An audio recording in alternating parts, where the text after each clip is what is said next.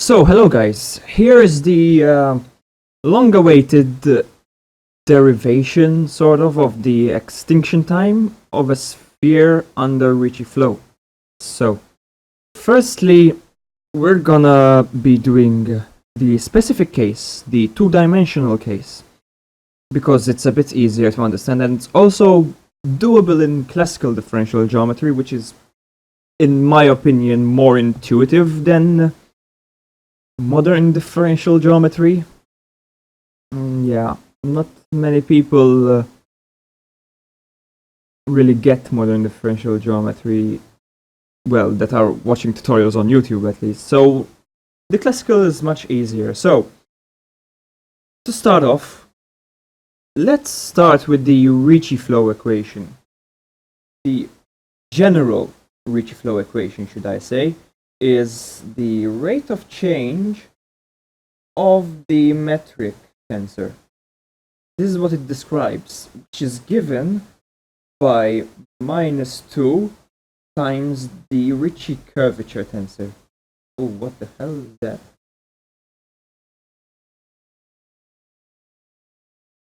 The Ricci curvature tensor. There you go. I don't know what happened there. So yeah, basically we are restricting ourselves to 2 dimensions only. So in 2 dimensions, you know, everything is nice. Actually, this surface is 2-dimensional, this space is 3-dimensional, so these will all be 3 by 3 matrices. So will this, and the Ricci-Flow equation for a 2-dimensional surface simplifies quite a lot, and we will use, since it's 2-dimensional, we will say that these are matrix functions of some 2 parameters u and v, because that's how classical differential geometry does things for surfaces. So we get that the rate of change of the metric tensor, which in classical differential geometry is called the first fundamental form of the surface, this is equal to -2, and the Ricci curvature for a surface is given by the Gaussian curvature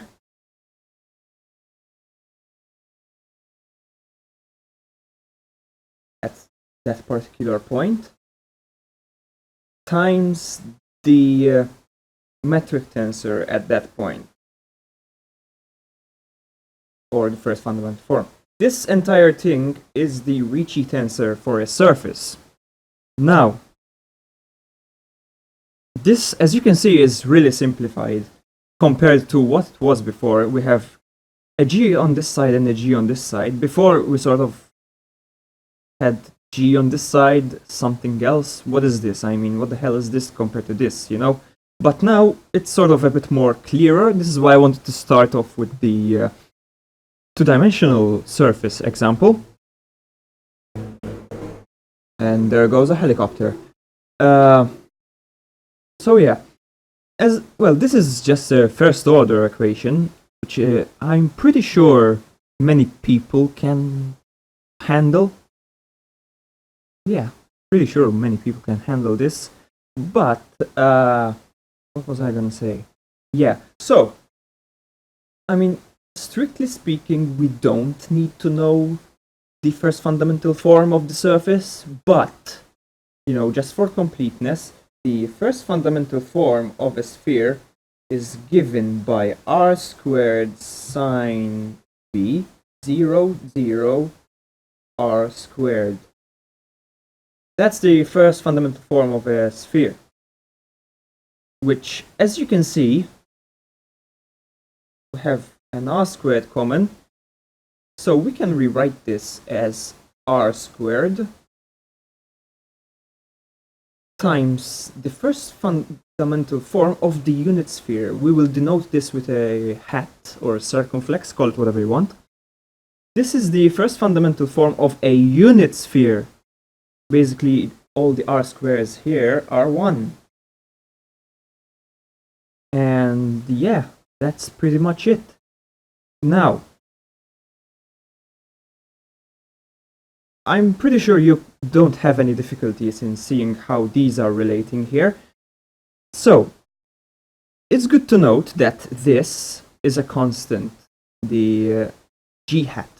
Also, the sphere has a really nice property that its Gaussian curvature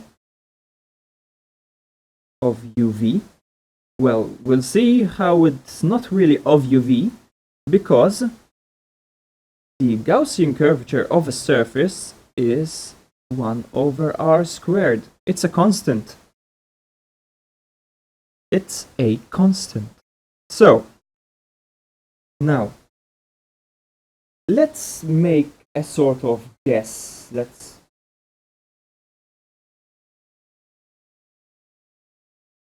It's a guess. Since the Gaussian curvature is constant, and it's not only constant, it's invariant, sort of, we can assume that the Ricci-Flow equation will pull the surface radially and an equal amount. So if we have, let's sort of draw a cross-section of the sphere. Curvature here is equal to the curvature here, is equal to the curvature here, is equal to the curvature here, and so on. So, and given that it's positive curvature, as you can see, r cannot be negative, and even if it could be negative, it's squared, so it cannot be negative, it will pull the sphere inwards. That's how Ricci-Flow works. And given that the curvature has equal magnitude, everywhere will be pulled the same. So, if you start off with a sphere and you wait some time, maybe like a small time delta t, you will also get a sphere, but smaller. So strictly speaking, the only part here that's dependent on t, is r. So the metric as a function of t is equal to r squared as a function of t times the unit metric. So we'll call it the unit metric. So we know this now. This is actually very important. We know that the Gaussian curvature is invariant and only a function of t. So this is, strictly speaking, 1 over r squared of t. And with these, we can really simplify the Ricci-Flow equation. Now, let me clear and rewrite all the important stuff on another page. So, okay.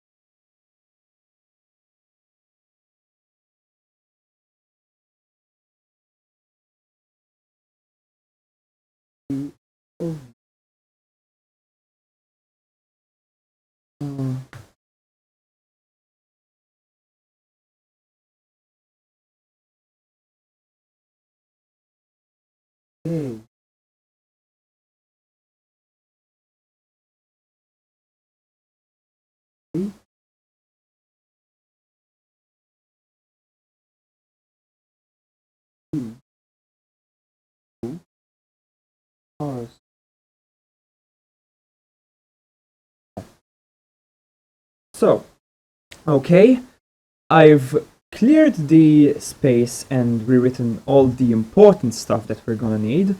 So, let's just start substituting everything in here. So, I will not be writing of u and v anymore because this is constant, so it's not a function of u and v. And this is, strictly speaking, well, this is a function of u and v, g hat. But we will soon see how we don't really need to worry about g hat. So, let's start off. So, we have a d by dt of, now g is r squared g hat, and I will not write the function of t either because it just clutters things up. So that's the substitution for g. Now we have equal to minus 2, that doesn't change, and we have k is 1 on r squared, so 1 on r squared. Now we also have another g, so we have an r squared g hat. Okay, now let's start off from the left hand side and use, we all know what we should do here, right? I mean, product rule. This is standard differentiation.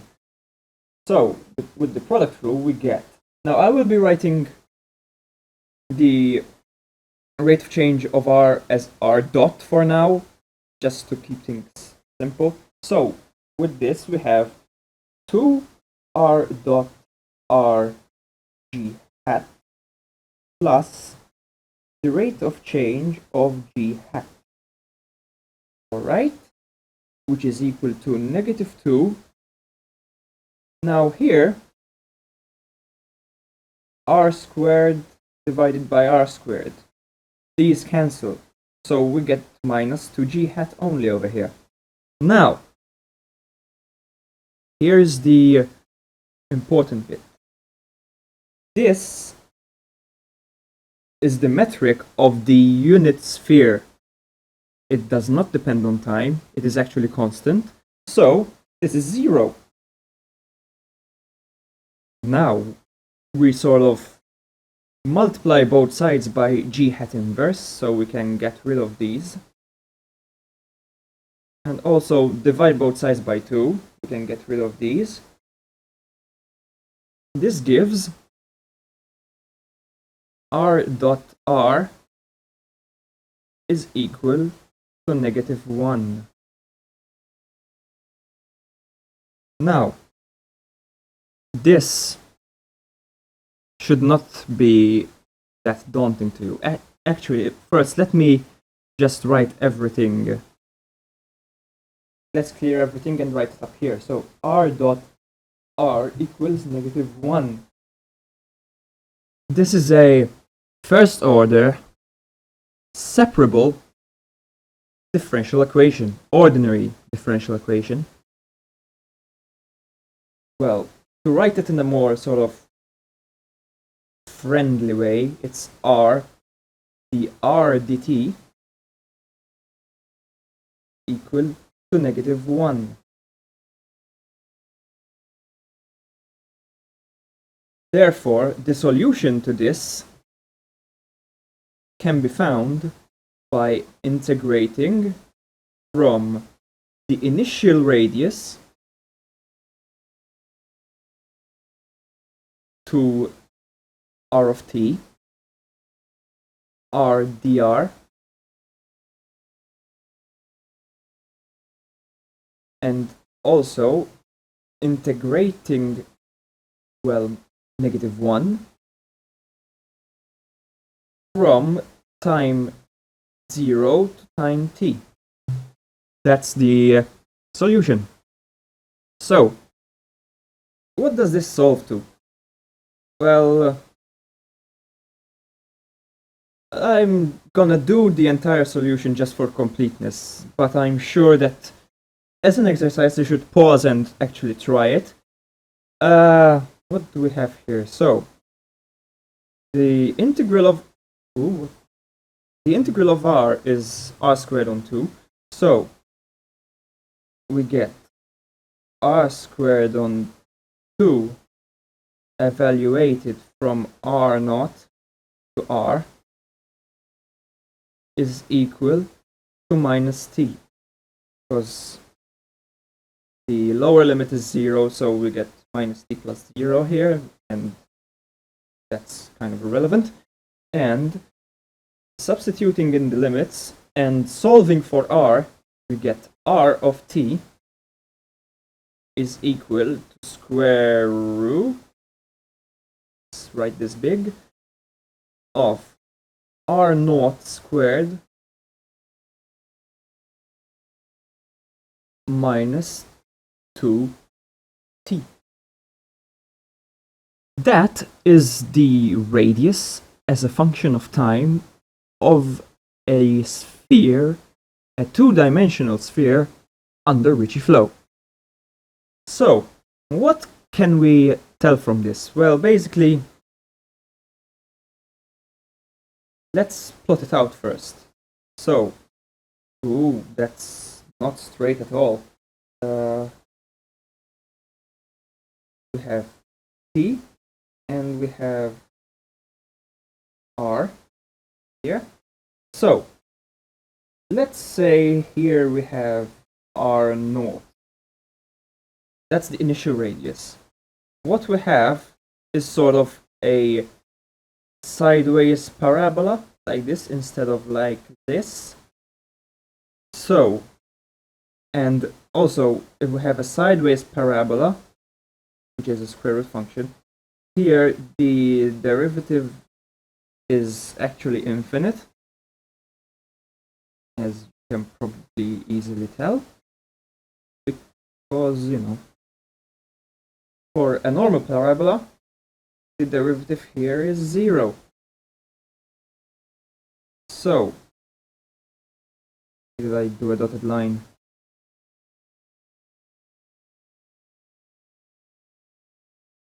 So,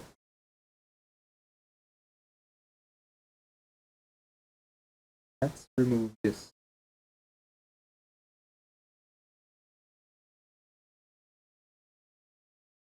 So, also, if we solve this for when, so this is basically gonna have this shape. Something like this, where it just crashes down over here. Now, what is t here? Well,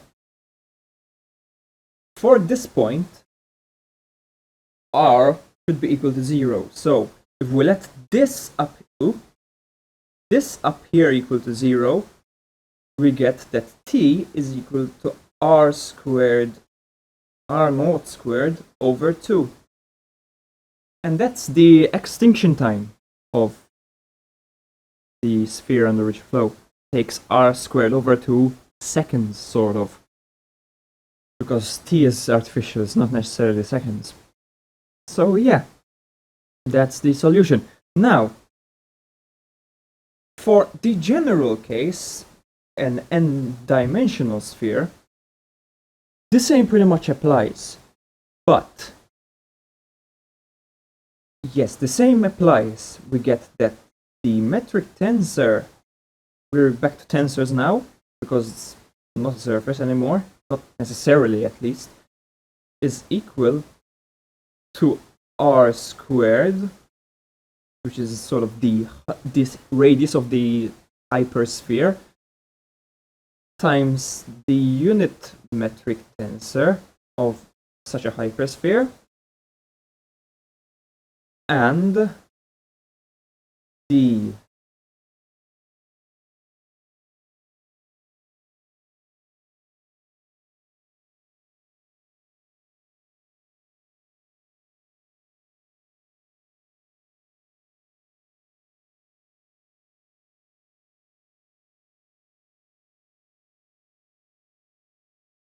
And the Ricci tensor is given by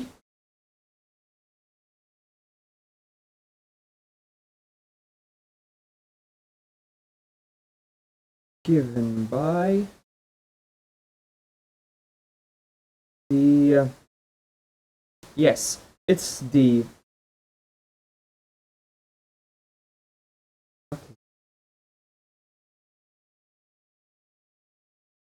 it's given by n minus 1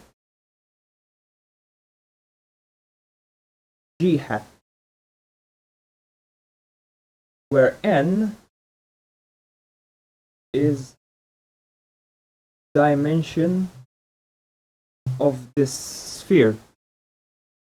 So I leave it as an exercise to you to sort of work through with this. You can still think of these as matrices, just not 2 by 2 anymore. They're probably n by n, and n could be whatever natural number. So if you work with these, you will get that the radius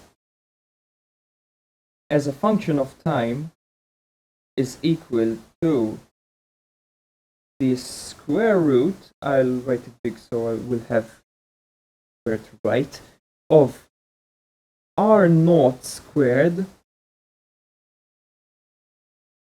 minus 2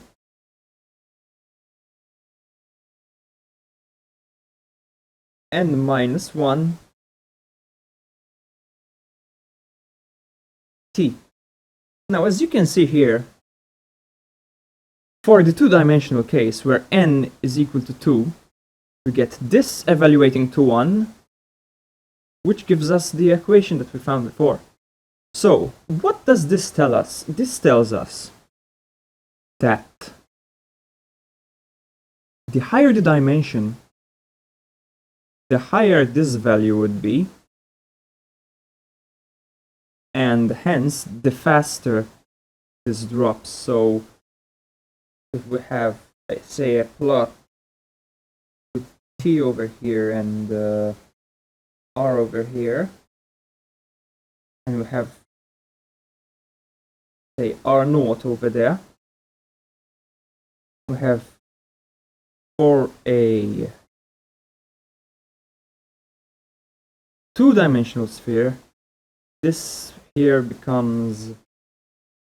drops off at a rate of 2. So let's say it drops off like this. For three-dimensional sphere, we get that this is 3 minus 1, 2, 4. So we get minus 4t here. So it probably drops off something like this. So this is here, n equal to 2, n equal to 3, and this is the r squared over 2, r0 squared over 2. This is probably r0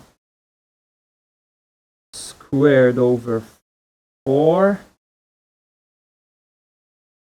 Then for n equals 4, so it's a 4-dimensional surface, we get 4 minus 1, 3, 3 times 2, 6. So we probably get something like this.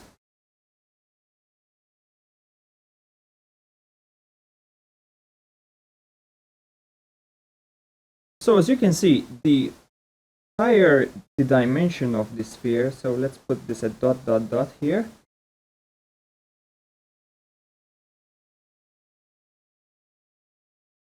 N equal to, say, 20. So the faster it sort of disappears, the higher the dimension. Which intuitively it does make a bit of sense, because you have more directions to calculate the curvature, so it pulls it gets pulled harder, so to speak. But you know, it's just from the math. I mean, the curvature blows up faster, and hence the rate of change increases faster.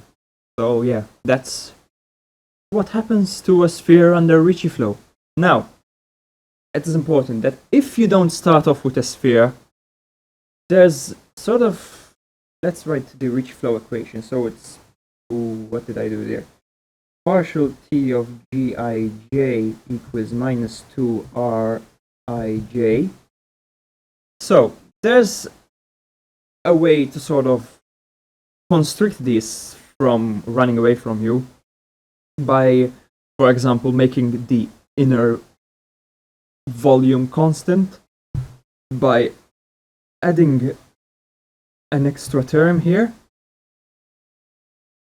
That sort of Ricci-Flow, the sphere would just get the rate, so let's draw it here very small, would just keep a constant radius because it cannot decrease further without losing volume. So that's something to note. I will not be going into this because I frankly have no idea how one would solve it. But anyway, yeah, that's pretty much it. Thank you for watching. Bye.